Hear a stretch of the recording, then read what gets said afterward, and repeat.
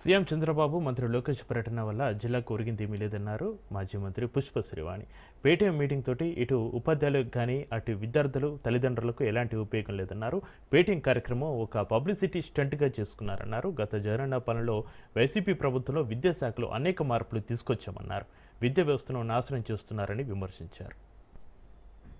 ముఖ్యమంత్రి గారు వచ్చారు, జిల్లాలో ప్రజలందరూ కూడా ఆశతో ఎదురు చూశారు. ఈ జిల్లాకి ఏమైనా ప్రకటిస్తారేమో, ఏమీ లేదు. కొన్ని కనీసం ఈ జిల్లా మంత్రి గారైనా ముఖ్యమంత్రి గారికి ఈ జిల్లాలో ఉన్నటువంటి సమస్యలు చెప్తారేమో, ఇక్కడ లాంగ్ స్టాండింగ్ పెండింగ్ లో ఉన్నటువంటి ఇష్యూస్ తీసుకెళ్లి వాటిని పరిష్కరించడానికి ఏమైనా ఆవిడ కృషి చేస్తారేమో అని అందరూ ఎదురు చూస్తే అసలు మంత్రికి ఆహ్వానం లేదు.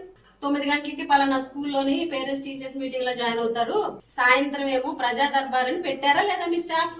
అడగండి ఒకసారి. మరి హుటాహుట నన్ను అక్కడ పాల్గొమన్నారని చెప్పి హుటాహుటన విజయవాడ వెళ్ళిపోయారు అంటే క్లియర్ కట్ గా మిమ్మల్ని రావద్దు అన్నటువంటి ఇన్స్ట్రక్షన్స్ ఉన్నాయి కాబట్టే మీరు ఆ కార్యక్రమంలో పాల్గొలేదు. పాస్ అవుట్ అయ్యి సర్టిఫికెట్స్ వెళ్తుంటే తల్లిదండ్రులు ఫీజు కడతారు కానీ సర్టిఫికెట్స్ ఇవ్వమని చెప్తే పాప నానా కష్టాలు పడి అప్పులు చేసి ఫీజులు కట్టి సర్టిఫికెట్స్ తెచ్చుకున్నారు. ఈ మాట వాస్తవం కాదు, అడగండి. గతంలో ఫీజు నియంత్రణ మండలి అనేది ఉండేది, కానీ ఈ రోజు అది రద్దు చేసి ప్రైవేట్ సంస్థలు ఇష్టం వచ్చినట్టు ఫీజులు పెంచుకోండి అని చెప్పేసి ఈ రోజు గేట్లు ఎత్తేసినటువంటి ప్రభుత్వం ఈ రోజు పిప్పి పీలుస్తున్నారు, రక్తం పీలుస్తున్నారు పేద తల్లిదండ్రుల దగ్గర. బామిని మండలంలో పీటీఎం అనే కార్యక్రమం నిర్వహించారు. పేరెంట్ టీచర్ మీటింగ్ అని ఎక్కడ నిర్వహించారు, ఏ స్కూల్లో నిర్వహించారు మీరు అందరూ చూసుంటారు.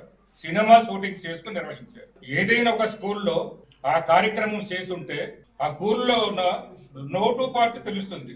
అది ఏ స్కూల్ అంటే కానీ ఆ స్కూల్ రాజశేఖర రెడ్డి కట్టించారా, చంద్రబాబు నాయుడు గారు కట్టించారా, జగన్మోహన్ రెడ్డి గారు కట్టించారా అనేది, ఇంకా ఆ స్కూల్ కి అవసరం ఏముంటుంది అనేది తెలుస్తుంది. అలా కాకుండా సినిమా షూటింగ్లు పెట్టుకొని ఒక కార్యక్రమం నిర్వహిస్తే దానివల్ల ఈ విద్యా వ్యవస్థకు విద్యా సంస్థలకు ఒరిగేది ఏమున్నదని నేను అడుగుతున్నాను. అఖిలను మీరు వచ్చి ఏం చేస్తున్నారంటారు? ఈ ప్రభుత్వం వచ్చిన తర్వాత, కూటమి ప్రభుత్వం వచ్చిన తర్వాత విద్యా వ్యవస్థ వైద్య వ్యవస్థ సర్వనాశనం అయిపోయింది అనేది ప్రజలందరికీ తెలుసు.